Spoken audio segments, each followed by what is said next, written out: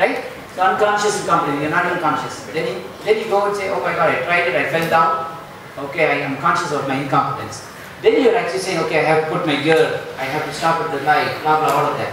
Finally, when you go to work after 5 years, you're not even thinking about what you're doing to your car or your bike. So that's a beautiful circle of the life, of learning ability. And you can actually take any piece of trek that you go on and understand what the learning stage you are during that particular thing. Think about making fire. A lot of us, we probably watch other people make fire and cook and all that. Do everyone take part in cooking? Yes. Cutting vegetables, probably for the first time some people would have cut vegetables. They would not help their mom or their wives. Cutting onions. I'm sorry? Cutting onions. Cutting onions. So for the first time they would have cut the vegetables there. That's when they realized, oh my God, I'm actually incompetent at cutting vegetable the same size of cubes that my mother used to do. Right? And then you say, oh my God, I don't even know how to put masala on this fish. And before you know it, you become expert. So you can take any aspect of your life, you can fix this four phases. So next time you go on a trek, please identify which phase of learning you are in. Once you identify, then you can go to the next level. If you think that you want to learn how to tie ropes, and hold bikes like this, go back for a class. You want to know how motor hearing is done, go for a boot camp. I think last weekend we had a boot camp, right? So this is a great resource. Go and learn and understand what part of learning you are in and go to the next level. There are two circles. Again, I'm just taking life lessons. I'm applying it to everything that you guys will do at work or at home. There's something called circle of concern and circle of influence. Now when you go on a trek, is everything under your control? Tell me something that are not under your control. Nature, it's going to rain, no control. People itself. People. Co-trekkers itself not under Co-trekkers, we have no control. Sidumunji, wildlife, no control. What else? Your thirst. The land surface Thirst. climbing. I'm sorry? The surface of land. Yeah, all of a sudden the terrain becomes steep. You literally have no control. It had happened millions of years ago, it rose, and now you chosen to come there. Right? Availability of resources. I'm sorry? Availability of resources, water, okay? Availability of firewood. What else is not under your control? I'm sorry? Nature calls. Nature calls. One bathroom, two bathroom. Excellent. One bathroom, two bathroom. One bathroom. Nature calls. That's the highlight of CMC. We actually decently call it separation breaks, right? And we have women and men in a team in nature calls, and we have a separation break, and again, okay, that's not a, what else? Sometimes health, not emergency. The health. Your health actually might fail you at the last minute or even during the trek. You might have a fever, a light fever, sore throat, whatever. It's not under your control. So that all comes under the something called circle of concern. Now, something called circle of influence. What are the things that are under your control? Let's take your own example. Say resources. Resources is not under your control, but can you make it under your control? You can take extra water. You can take extra biscuits. What else? What else can you make under your control? I'll take your example. Suddenly it's become steep. Right? Can you make that under your control? Preparation basically. Separation break a little bit later. But she had a wonderful thing. She said, there's a terrain, I'm walking and all of a sudden it's just going up. Now that's not under my control. How can she make it under her control? Take the diversion. Exactly. Take a diversion, take a lateral, go on a slant, you're not having to go straight up. There are some fitter people who will climb straight up like lizards. Sit on their shoulder and climb. Sit on their shoulder and climb. Maybe that too. But sometimes, that is something. A lot of things you can make it under your control. So if it's a steep terrain, choose not to go there. That's under your control. What else? Separation break. No, preparation. Preparation. All tricks are generally good. Preparation. It's about the preparation. Prepare about the terrain. Prepare about the terrain. Yes. Yes. In fact, I would say there are no bad tricks, only bad equipment that you do not have on you. Normally, our power star do the job. The trekking preparation? Yeah. Right. Study the terrains and the equipments we should carry. Okay, that's one way of bringing under your influence. What else can you bring under your influence? How else can you bring under your influence? Give me another area of concern. Nature. Okay, it's going to rain. Fitness of people, you can conduct physical tests if you want to. I'm sorry? For physical fitness of the participants, you can conduct a test a priori to just gauge Selecting that. participant. Okay, we know that there are some very difficult treks. They are not moderate treks. They're really highly difficult. So one way is to filter them out. So that's again under our control. And you're talking about Nature. Nature, I mean might rain. If it rains, what are you going to do? Raincoat, umbrella. Get drenched. I'm sorry? Yeah, Raincoat, all necessary safety measures. Safety measures. Yes. How about beehives? They are under your control? But you can be. I'm sorry? Don't cook it. Don't cook Don't cook under it. That's one way of bringing it under your control. Again, how many of you wear perfume or cologne when you go trekking? What's that? Perfume, cologne. Right? Don't wear perfume or cologne. Don't wear perfume or cologne because the insects love it and then they might get annoyed for some reason. So there again it's under your control. You choose not to. How many of you probably get an ankle sprain? Can you trace it back to some reason? No proper shoes. Sometimes. I'm not talking about you per se. But if you find a trekker in your company and he or she is walking with high heels, you know that's completely out of our control at that time. But the way to bring it under control is, man, please don't come back to this one. Make sure you have good shoes walking. Even while walking, selecting the right rocks to step ahead. Like if you just Stepping on the right rocks. yeah. Yes. Okay. So you can actually increase the circle of influence. Right? Just about to tell that, Manick. Yes. The interesting observation in CTC treks is your circle of influence actually expands in the trek. Excellent. That's exactly what this is. Like some people decide that they cannot do it, but we make sure they can complete it. Yes. Yes. And then by the time they're done, their circle of influence in every aspect of the trek and life has improved. So when you're done with the trek, you just went there for a walk and came back, it's not enough. Take some life lessons out of that. Make sure that you improve your circle of influence so much that your circle of concern becomes smaller. Right? Let's imagine a parent does not want you to go for a trek. How do you take care of that situation? The parents are out of your control. Don't tell them. Don't tell them. That's one way of bring them on a family trek. You're influencing. Yes. Show the pictures. Show the photographs. Show that they don't show them hanging, right? Tell them sounds like job. Don't show those pictures and they say, oh my God, I'm gone and in the beginning having. Manick, this was a live incident last Saturday on our cycle trip. Prem's mom called. He coolly told, Mom, I'm in office, I'll call you later.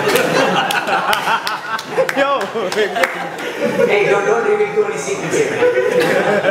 Camera's rolling. The camera's rolling YouTube, right? Okay, good. So, you all are aware now of this very simple tool called circle of concern, circle of influence. Right? You can actually improve your circle of influence by actually understanding what the circle of concern is. Once you identify the concern or various parties involved, then you can influence them, right? So here's this young father walking along, and then he comes across a narrow bridge, and he has a little child with him, and he says, "Daughter, hold my hand." And she says, "No, Dad, I don't want to hold your hand." He said, "Why, Ma?" "No, Dad, you hold my hand." And she says, "Why? I mean, what's the difference? I mean, either I hold or you hold. No big difference. Just come on." "No, Dad, it's actually making a lot of difference. If you hold my hand, I'll be safe. You will not let me go." That's exactly what every trekker is here.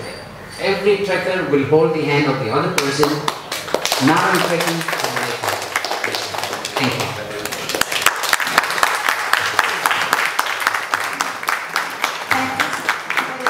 Correlation between trekking and life. I call upon Mr. J.P. to do a small. Do we have any questions? momentum and Oh, okay.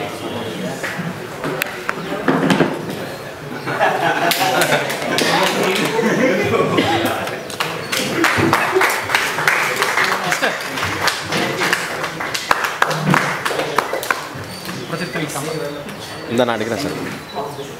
Thank you, sir. Any questions? Any more questions? Mr. Manick? I have one suggestion. Yes, sir. There are two movies related to this topic. The Way and The Way Back. The way? The Way and The Way Back. And the way back. There are two movies. Okay. Wonderful to watch.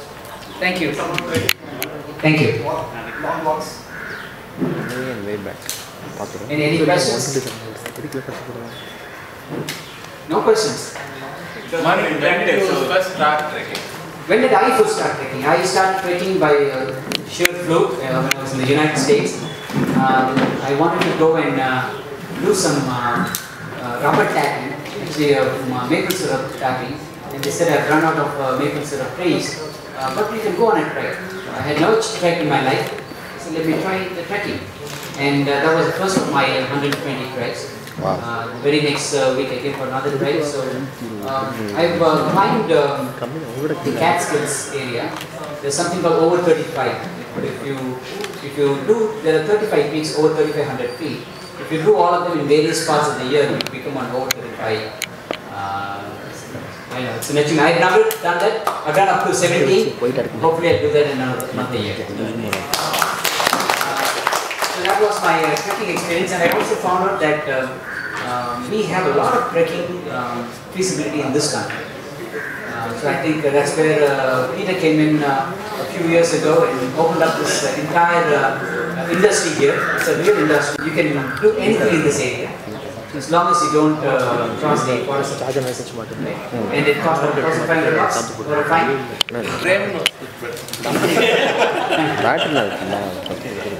What was the age? Age.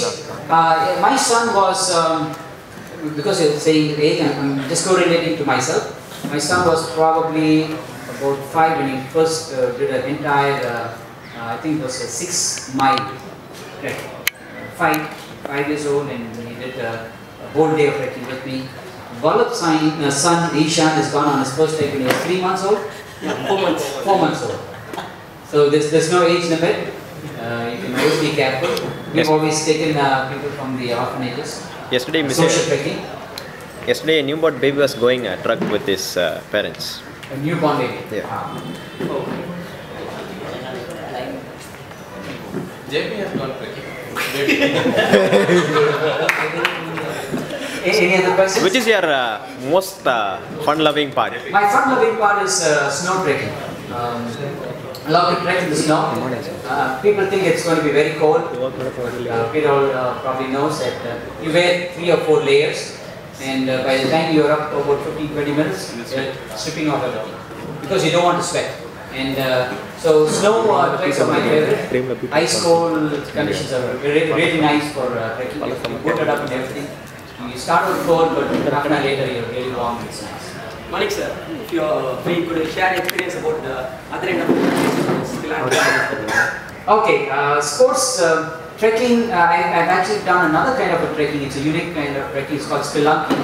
Spelunking is trekking in caves, exploring caves. There also you go for as long as maybe 5-6 miles in a single day trekking.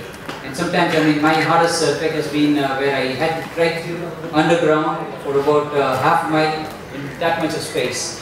And that much of space, you hardly have space to even lift your head. It could get claustrophobic for people, but once you're there, the adrenaline comes in, they're there. I don't know how to swim. I've been in situations where I had to go underwater and up to the other side, not knowing whether I will come on the other side. Of course, we have ropes to guide us through. Done some stupid things when I was younger, not anymore. In the US, Kentucky area. Your toughest one? Toughest one are ones where I have to avoid all the food that train puts up.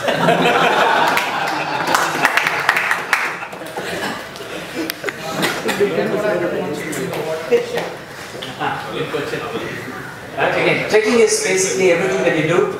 I mean, I have fallen into the river, into a lake, not knowing how to swim. So now we came out of it, that's a different story. But again, another important lesson, you need to know swim. I still don't know how to swim, and I'm trying my best to get out of my gadapari nature. I spoke to some people here, they have done some scuba diving. I'm a scuba diver. Wow. They said, okay, you scuba dive and you don't know how to swim. The question I asked is, what do you do when you don't swim? You drown. So what's scuba diving? It's drowning. But coming up is a part of swimming. Yes, it is. But again, please make sure that we have great camps that are going on. Make sure that you get into one of those camps. It's a great skill to have. I can swim a length. And come out. And I think that's how I escaped when I fell into the lake. But it's not. You need to know exactly what you do. Sir, and one more last thing, like your unforgettable drastic moment in your treks. I've had a couple of those. Some of them have involved bears. Near the Catskills there are a lot of bears, and not the Rockies, the Catskills in the northeast US. And you don't want to get across them because they are like mad dogs, right? And you know when they've been ahead of you because you see that they've eaten the blueberries. And I love blueberries. Because a lot of my friends say, okay, it's a competition between Bear and Manick for the blueberries. So we try to stay out of it, but we come face to face with the blueberry, with the bear. And here's the fun part of it. And this happened because we were prepared for it. My trek leader, he's probably twice my height, he's a wanderer, he's a German guy, great at trekking. I follow him anywhere to the ends of the world. So he and I, we were coming up with a book, so we had to take pictures of the trail. We were walking, and then right below us, and right in front of us, this bear came up. And I was there in front. He was behind, and I said, okay, well, what do we do? Number one, you don't run away from them. You can never outrun them. The only way to escape is to try to outrun your best buddy. If you can outrun him, he'll run and you can escape. But my best buddy happened to be twice as large as I am, so he'll outrun me.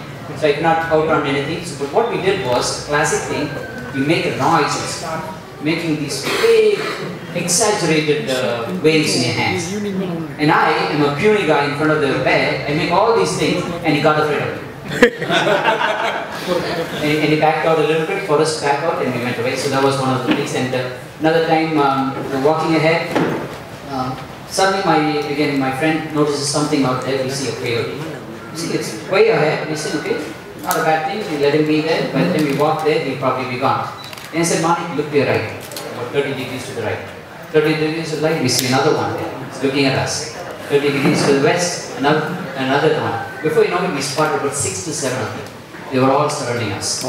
And we know that we're getting into their territory. We said, okay, we will not proceed any further. Let this be unexplored virgin territory. We'll go back.